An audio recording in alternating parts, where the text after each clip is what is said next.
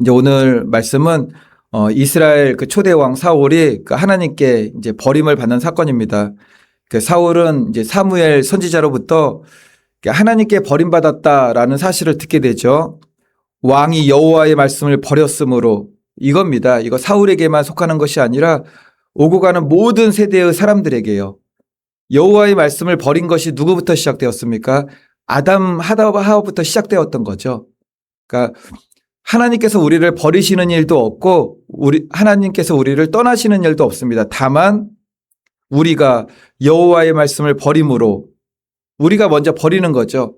그러니까 하나님을 버렸다라는 것은 그러니까 하나님 말씀을 버렸다라는 거하고 동일한 거예요.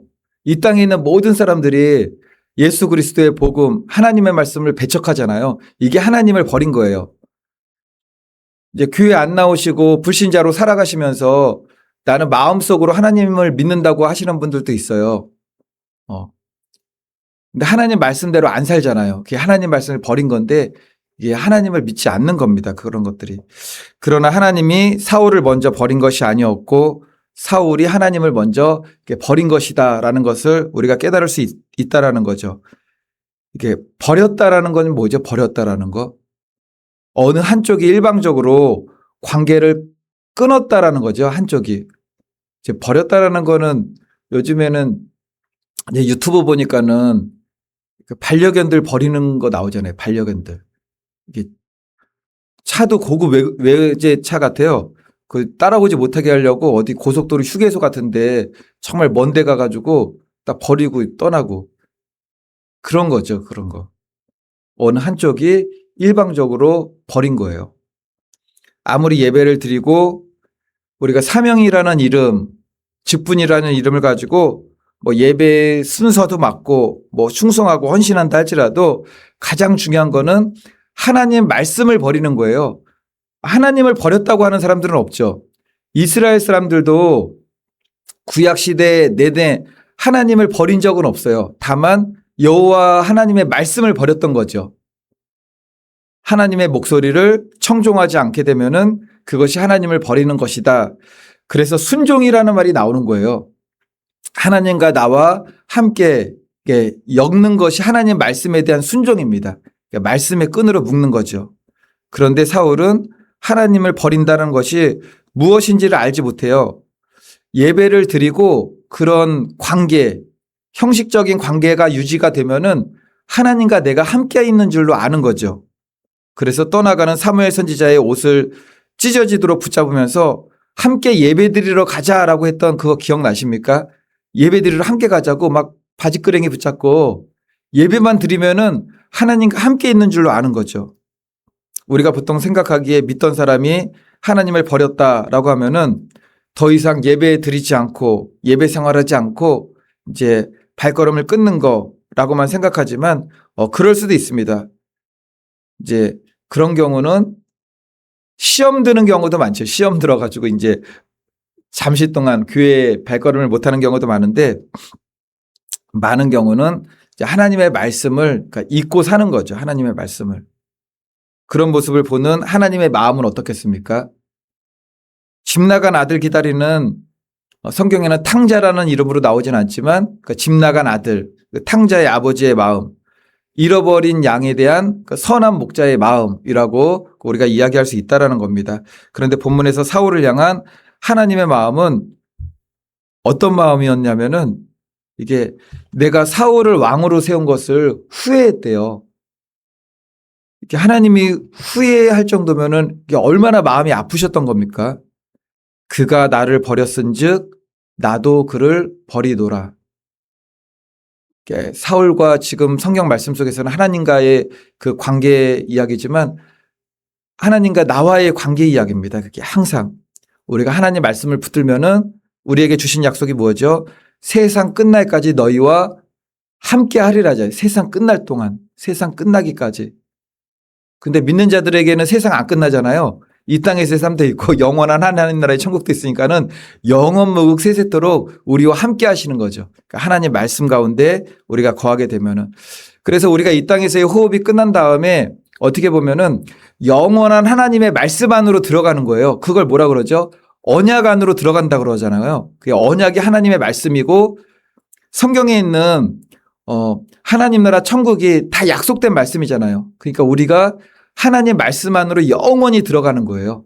그러니까 말씀하고 끊어지면 하나님하고도 끊어지고 우리가 말씀을 붙들면 이 땅에서의 모든 삶에 하나님께서 함께해 주시며 궁극적으로는 영원 무궁 세세토록 약속된 언약된 그 소망의 하나님 나라 안으로 우리가 들어가게 된다라는 것입니다. 창세기에서도 후회하노니 이제 어저께 잠깐 나눴던 말씀이죠. 이제 본문 23절 말씀 좀 보겠습니다. 23절 다 같이 읽겠습니다. 이는 거역하는 것은 시작. 이는 거역하는 것은 점치는 죄와 같고 완고한 것은 사신 우생에게 절하는 죄와 같음이라. 왕이 여호와의 말씀을 버렸으므로 여호와께서도 왕을 버려 왕이 되지 못하게 하셨나이다 하니. 거역이 뭐죠? 하나님 말씀에 대한 거예요. 하나님 말씀, 지금 이야기하는 거는 하나님 말씀에 대한 거. 하나님 말씀을 거역하는 거. 하나님 말씀을 불순종하는 것은 점치는 죄와 같고라는 거예요. 이렇게 적용해 보면 되겠죠. 우리도 교회 안에서는 물론이고 교회 밖에서도 우리가 하나님 말씀대로 사는 거잖아요. 이제 여기 봉천동 지역에도 점집이 많아요. 막 깃발도 많고 그런 분들 생각하면은 이제 안타까움도 있지만 어쨌든 간에 정말 귀신 섬기면서 우상에게 빠져 있는 거잖아요. 그리고 가끔 들어보면은 화장도 이게 아주 너무 이상하게 하신 분들 많아요. 막 소름 끼칠 정도의 화장하신 분들이 있어요. 그래서 그때도 얘기하다 보니까는 이제 남자 2명이 들어왔는데 문 열고 들어왔다가 뒤로 벌레당 나자빠졌대요. 자기 얼굴 보고서. 근데 제가 그분을 왜 기억하냐면은 여기 봉천동에 교회 저희가 하기도 전에 몇 년 전이었던 것 같아요. 제가 운전하고 가다가 서울대 입구 사거리에서 신호등에 걸려가지고 한번 쓴 적이 있었거든요. 그때 봤어요. 너무 희한하게 생기셨다. 봤는데 나중에 보니까는 이제 그 무당이었던 거죠. 하나님의 말씀을 거역하는 불순종이 점치는 것과 똑같은 수준이다라고 성경은 말씀을 하는 거죠. 모양만 다를 뿐이지 하나님 말씀을 거역하고 사는 것은 다 동일하다라는 겁니다. 완고한 마음, 우리의 완악한 마음, 우상에게 절하는 것과 똑같대요, 이게. 그러니까는 점치는 자, 우상에게 절하는 자가 다른 데 있는 것이 아닌 거죠. 우리가 하나님의 말씀을 버리게 되면은 하나님의 말씀에 대해서 완고하게 되면은 불순종하고 거역하게 되면은 동일한 죄라는 거죠. 동일한 죄. 완고하다. 자기 고집이 사로잡혀 있는 거죠. 완고. 고집에 사로잡혀 있고 자기 고집을 꺾지 않고 하나님 말씀을 거역하는 거. 그러니까 자기 고집이 완고한 거잖아요. 그러니까 자기 고집이 우상된 거예요. 고집을 꺾지 않으니까 하나님 말씀 앞으로 나아갈 수가 없는 거죠. 우리는 보통 고집 부리면서 순종하지 않는 것이 죄라는 것을 알고는 있습니다.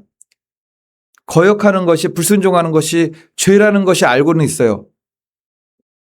그런데 설마 이게 점치는 무당보다 이게 내가 더 큰 죄겠어? 제사상에 절하라 그러면은 다들 막 아주 깜짝 놀라면서 무슨 제사상에 절하냐고 이거 하나님 우상 숭배하는 거냐고 하나님 버리고 우상 숭배하는 거냐고 그럴 거예요. 근데 완고한 게 우상 숭배한 거래요. 이거를 알면은 우리는 완고함을 꺾어버려야 되는 거죠. 거역하는 것은 점치는 죄와 같고 완고한 것은 우상에게 절하는 죄와 같음이라.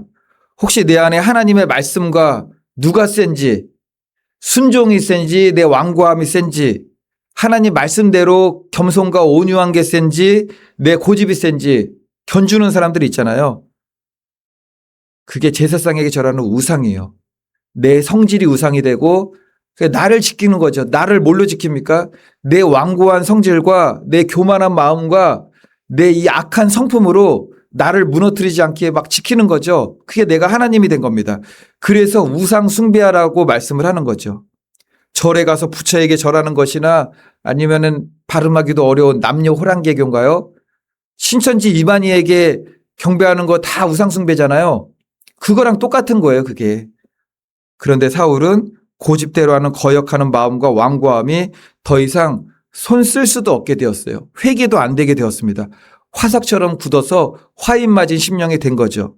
사울이 버림받은 모습을 통해 깨닫는 것은 정말 하나님을 버린다는 것이 무엇인가, 교회를 안 다니고 이제 불신자로 살아가는 것만 하나님을 버린 것인가, 교회 안에도 완고함으로 나를 지켜나가는 사람들이 있잖아요. 나 건들지 마. 내 이 완고한 성질, 내 이 막 아주 그냥 못된 성질, 그게 다 하나님을 버리는 우상인 거죠. 사울이 가장 잘했던 게 무엇인지 아십니까? 예배 드리는 거예요. 예배 드려. 버림받고 나서도 예배 드리겠다고 막 사무엘 선지자 바지끄레기 잡고 막 그렇게 하잖아요. 사무엘 선지자가 도착하기 전에도 막 예배를 드려요. 버림받고 난 다음에 사무엘 선지자 간다고 해도 못 가게 하면서 또 예배 드리자고 그래요. 그러니까 예배에 속으면 안 되는 거죠. 하나님과의 우리의 관계는 물론 예배를 통해서 하나님 말씀을 듣고 기도하고 찬양함을 통해서 날마다 우리의 신앙 성숙으로 하나님께 나아가는 통로가 됩니다.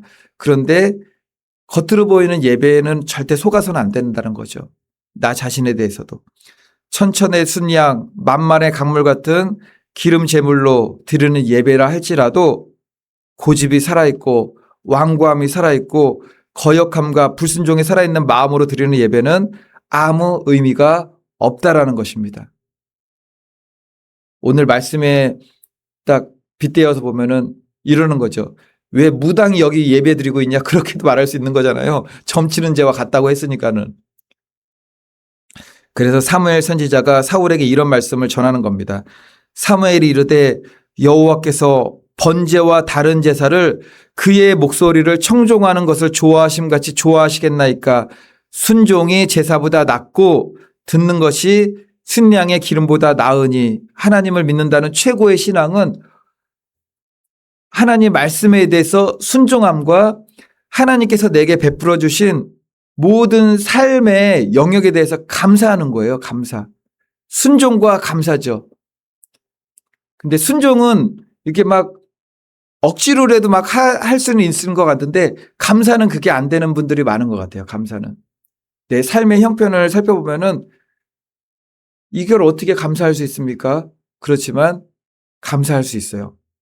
하나님은 우리를 감사함으로 인도하시는 분이세요. 내 모든 형편이 아무리 힘들고 어려울지라도 선하시고 공의로우신 하나님 앞에서 다 감사할 수 있습니다. 실제로 감사할 수 있는 거예요. 감사할 수 없는데 감사하라가 아니라 하나님께서 우리에게 주신 것들은 감사한 겁니다. 같은 의미로 하나님께서 가장 기뻐하시는 것은 하나님의 목소리를 청종하는 것. 말씀의 결론입니다. 나는 정말 우리가 점검할 때 무엇부터 점검해야겠습니까? 내 마음은 혹시 거역하는 마음, 고집으로 완고한 마음이 나를 지배하고 있지는 않은가? 오직 순종의 은혜가 나에게 있는가? 나는 내 고집과 완고함과 배역함이 예수님께서 나와 함께 십자가에 죽으셨는데 정말 나도 십자가의 것을 못 박는 삶을 살아가면서 승리의 삶을 살고 있는가를 돌아봐야 되는 거죠. 그래도 사울이 풋풋한 시절이 있었어요. 풋풋한 시절. 그 시절이 언제냐면은 17절 말씀 보겠습니다. 이런 시절이 있었던 거죠. 저와 성도님들에게도 이런 시절이 다 있었어요. 17절은 다 같이 읽어보겠습니다. 시작. 사무엘이 이르되 왕이 스스로 작게 여길 그때 이스라엘 지파의 머리가 되지 아니하셨나이까. 여호와께서 왕에게 기름을 부어 이스라엘 왕을 삼으시고. 스스로 작게 여길 때. 그래서 교회 우리 성도님들이 처음 오실 때 가장 겸손할 때가 언제인지 아십니까? 아, 여기 예배실이 어디예요? 여기 예배 딱 끝난 다음에 광고 시간에 밥 먹으러 가는데 식당이 어디예요? 그리고 지나가는 주일학교 아이 붙잡면서 얘야 여기 화장실이 어디에 있니? 이때가 그래도 가장 풋풋했던 시절이에요. 풋풋했던 시절. 스스로 작게 여기는 겸손함을 가져야 우리가 끝까지 갈 수가 있다라는 거죠. 바라기는 저와 성도님들 모두 오직 겸손, 오직 순종, 그리고 범사의 감사를 통하여서 믿음의 경주를 끝까지 완주하는 저와 우리 복된 성도님들 믿음 되시기를 예수님의 이름으로 부탁을 드리겠습니다. 아멘.